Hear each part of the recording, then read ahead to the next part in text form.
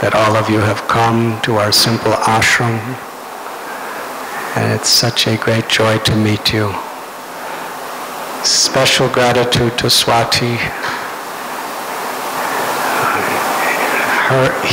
Herself and Ajay, her good husband, really have been, in my heart, an incredible inspiration, an example of how people really working very, very enthusiastically within this world could be so effective in harmonizing their spirituality with their genuine concern for people's health throughout the world. Spirituality and healthcare have combined for the well-being of humanity from the very beginning of time. From a spiritual perspective, we understand that we all have a body, a mind, and also a conscious force, which the Gita calls the Atma, which the Bible calls the soul. And to harmonize the body, the mind, and the soul, and to give proper attention and care for the health of all three of these aspects of our identity is the spiritual conception of healthcare. In the Bible it is said, what is the use if you gain the whole world but you lose your soul? And the Bhagavad Gita tells, Najayate Mariyate Vakadachit Nayaputa Bhavata Bhavu Nahanyate Hanyamane Sarire. The nature of this living force that is seeing through the eyes and hearing through the ears and tasting through the tongue and feeling through the flesh and thinking through the brain and loving through the heart, that living force, the true self, the driver within the vehicle of this body and mind, is eternal, is never born, never dies. And the nature of that Atma is that it is divine. It is part of God. And as we connect, religion comes from the Latin word religio, which means to bind back, and yoga means to reunite. In the true meaning, religion and yoga mean the same thing. To reconnect with our essence, with the living force, who we really are. And the nature of that living force is to love God and to see every living being as a child of God. You cannot love God without feeling genuine love and compassion for every living being. My beloved Guru, Srila Prabhupada, used to say, true religion is not about being a Hindu or a Muslim or a Jew or a Jain or a Sikh or a Christian or a Parsi. It's about learning how to love God and learning to see the spiritual essence in all living beings and to love them. Or as it is said, to love the diseased, but maybe not love the disease. If my mother has a terrible disease, I hate the disease, but I love her. And to the degree I love her, to that degree I'll really care, and I'll really do everything and anything I can to heal her. So spirituality, in its true sense, not in a ritualistic sectarian idea, but in its universal spiritual essence, brings about true compassion. Seeing life as our sacred brotherhood and sisterhood. There are so many reasons for disease today, which all of you know much better than me. But a few of them, because we have a hospital, and I get sick myself, so I always hear these things. Stress, depression, anxiety is a serious cause of mental disease and also physical disease. Heart disease, cancer, a lot of it comes from such a stressful, anxiety-filled life. Real happiness, real fulfillment, real peace has to be found within ourselves. It can't be found outside of ourselves unless we have it within. I know one lady, dear god sister of mine, her name was Willow, or also Kunti. She was a mother of 2 children. She was dying of a terrible condition of cancer. She was paralyzed from the waist down. She was emaciated, thin, and she was going to die any day. In fact, she was supposed to die within a month. And I said goodbye to her because I had to come back to India. She was living in America. And when I came back 6 months later, she was still there. But I remember she was just laying in a bed, propped up, and someone had given her a computer because she couldn't hold a book anymore. She was so weak. So she was just with her little, very frail yellow fingers. She was like little twigs. She just turned the pages. And she was in such happiness. Tears were flooding her eyes. She said, I've never heard God's words and our Guru's words more clearly than now.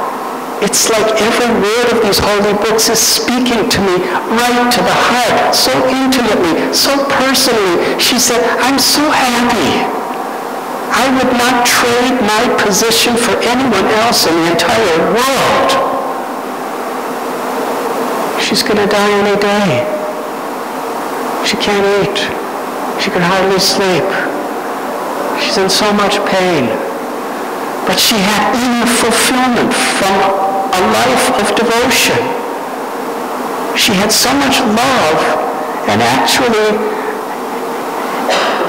when she found out that people living nearby were not getting proper food, she would go in a wheelchair to a kitchen and cook for everybody, for about 20, 30 people every day, about a 5-course lunch.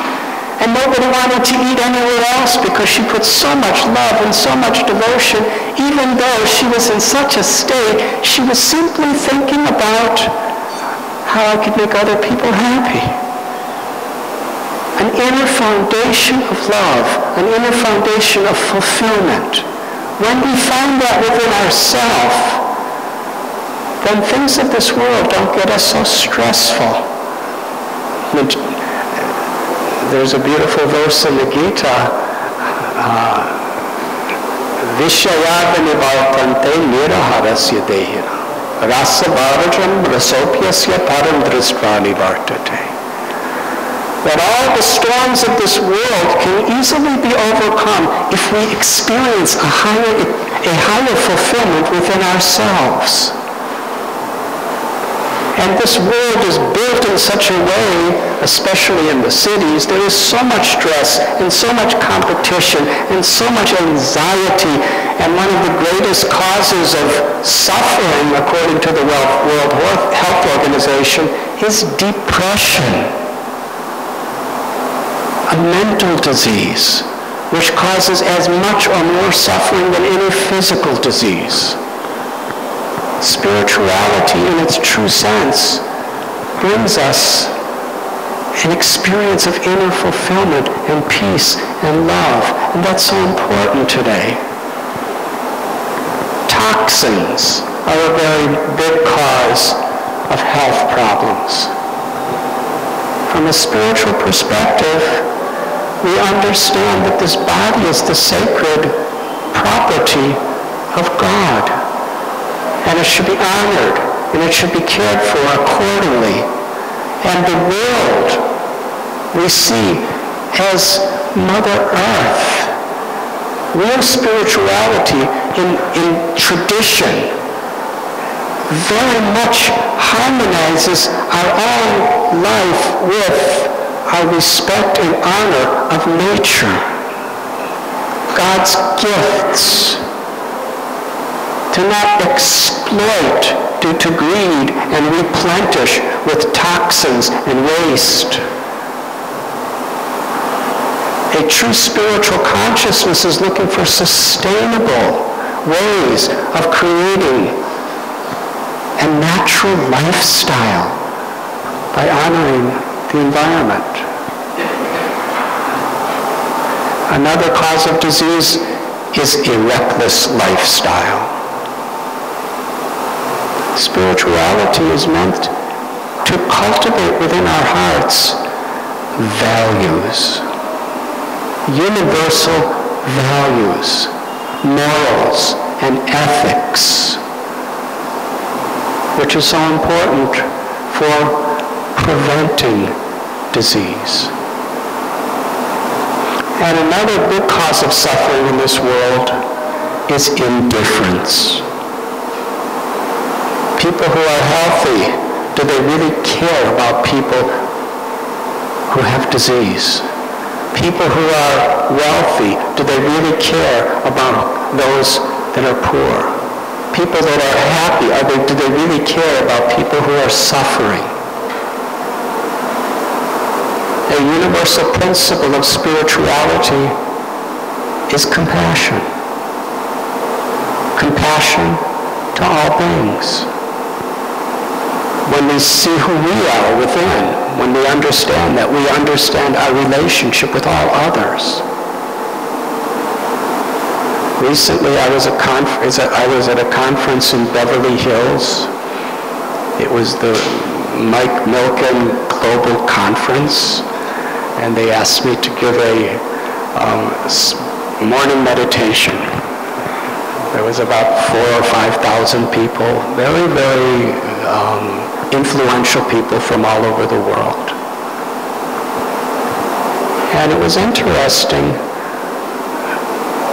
that the people who really coordinated that conference, one of their aims were to get people from the very high brackets of society to really feel the responsibility to show compassion to people in this world.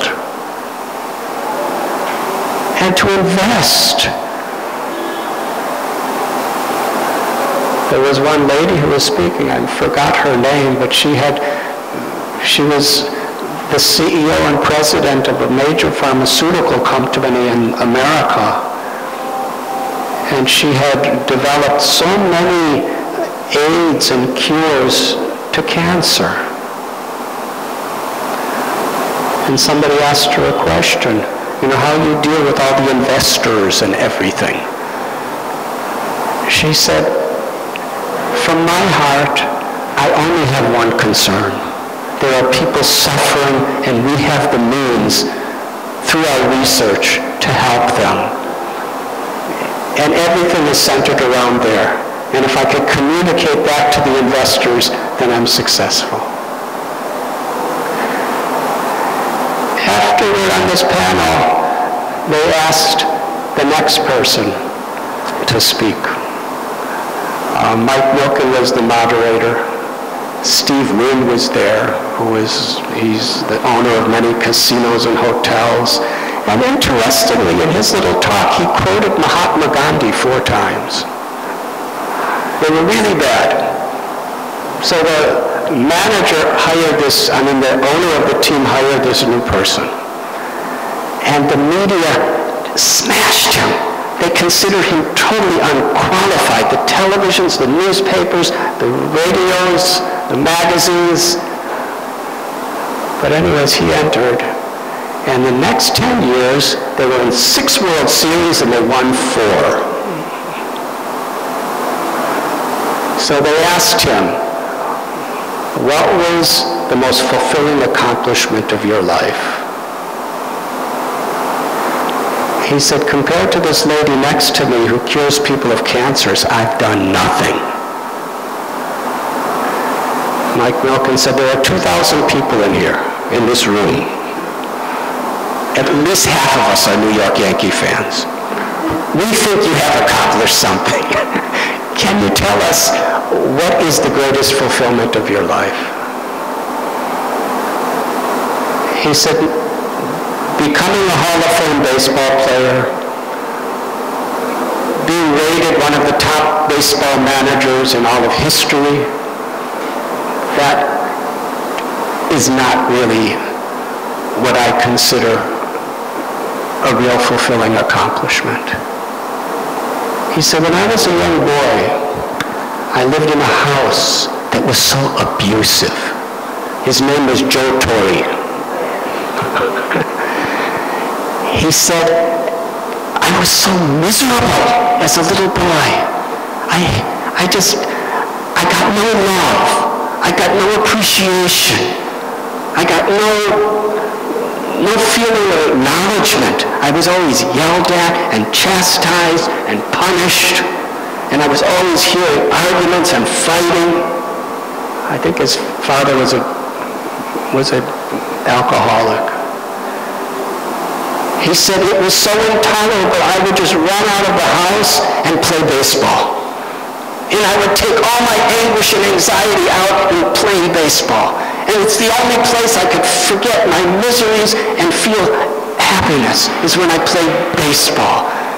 And because I put my whole life into it, I later on became a Hall of Fame baseball player in the major leagues and became a big manager. But if you want to ask if I've done anything good in my life, he said, I started an organization to help children from abusive homes. We've set it up in several of the inner city schools of New York, where there's counselors, and there's psychologists, and there's psychologists, and there's people who are engaging them in meaningful activities and making them feel that they're valued and that they're loved. And we see these people getting what I didn't get. He said, that is the one truly meaningful, fulfilling accomplishment in my life. He got a standing ovation. It's interesting how compassion, more than anything else, touches people's hearts. And then he said something else that really interested me. He said, this whole organization, it was my wife's idea, and she's in charge. I'm just helping her. So that was pretty humble of him to say that. And as a Swami sitting there amongst all these people, I remember thinking, this is a spiritual principle, to serve, to give, without selfish expectations. It's an expression of love. And it's that love that touches our heart. And it's that love that will touch others' hearts. And when we have healthy hearts, loving hearts, I remember Mother Teresa told me personally, the problem in this world is not hunger of the belly, it's hunger of the hearts. We need to learn how to love God, and in loving God, learning all others. Just like if you water the root of the tree, that nourishment goes to every leaf, branch, and flower. If we learn to find that love within ourselves for the Lord, it naturally extends to all living beings and helps us to live with values, to honor the environment and the earth, to live with responsibility, and to have that inner foundation of fulfillment where we could be instruments of peace, instruments of compassion. That's what spirituality is for. That's the essence that I found in my life of all religion. Instead of fighting over differences of ritual, of differences of explanation, we must We need to come together because there's a need. There's a need for the health of humanity and the health of our planet. Thank you very much.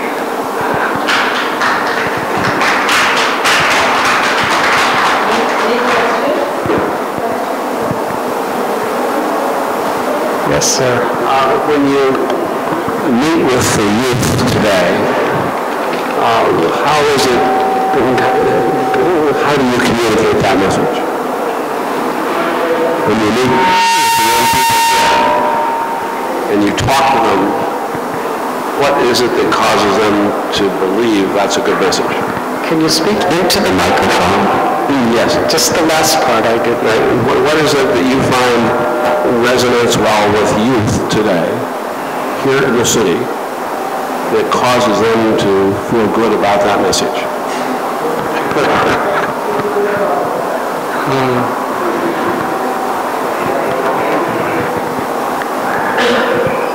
One thing that resonates with people is our living example.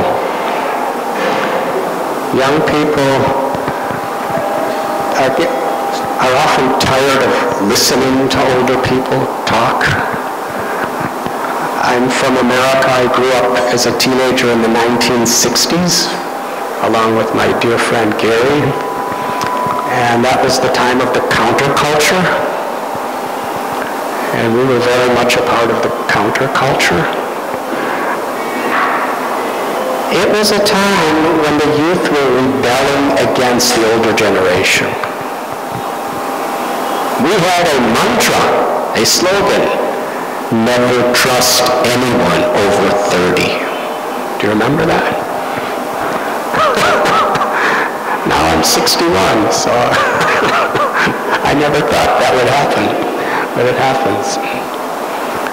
Why? Because we were hearing about freedom for everyone. We pledge allegiance to the flag in those days, to the United States of America, one nation with liberty and justice for all. But in the early 1960s, if you were born with black skin, African American, it was practically 95% chance that you were going to be born, live, and die in the ghetto. There was practically no way out. Our Constitution said one thing, but were they free? Did they have liberty? At one time they were slaves, and now they may not be slaves, but they did not have equal rights. And I saw that with other minorities too. And when I was going to be 18, I could be drafted to send to Vietnam, a war which I really didn't believe in. But yet, either I go to war and kill, or go to jail. Those were the two choices we had. Unless we could somehow or other maneuver our way around it. Is this liberty? Is this freedom? I believe in liberty. I believe in freedom. But we have to see it. And I think youth are always like that. They're idealistic. They see more than they hear. And if they feel that we're genuine about what they say in these days, walking your talk, then they take us seriously. And if we could somehow or other connect with them, what they're going through right now. This was a problem in my own youth. I was suffering anxiety and despondency over situations of the society, and my parents just couldn't understand it.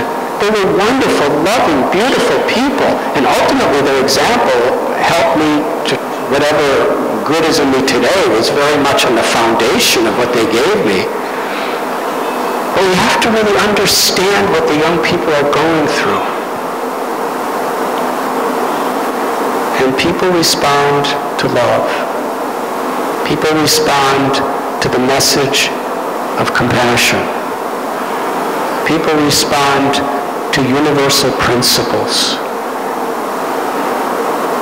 And I see here in this temple, Saturday night, this Saturday we have it once a month, we have a program for college students. And we have one for ladies and one for men because our temple's not so big. And we usually get about 1,500 college students that come. And they are so excited. All of them, every single one of them was running away from their tradition and running toward immorality. But just by hearing this message of peace, of love, of devotion, and seeing how it's practical in life, seeing how it's scientific in life, they're so enthusiastic. Their parents were trying to tell them to go to a temple, but they would never come, and now their parents are telling them, you shouldn't go so much. And we usually have about 400 or 500 ladies that come so the youth is really the future of the world. We have to show them something without hypocrisy, real care. Health care is so important. Physical, mental, spiritual. Does that answer your question?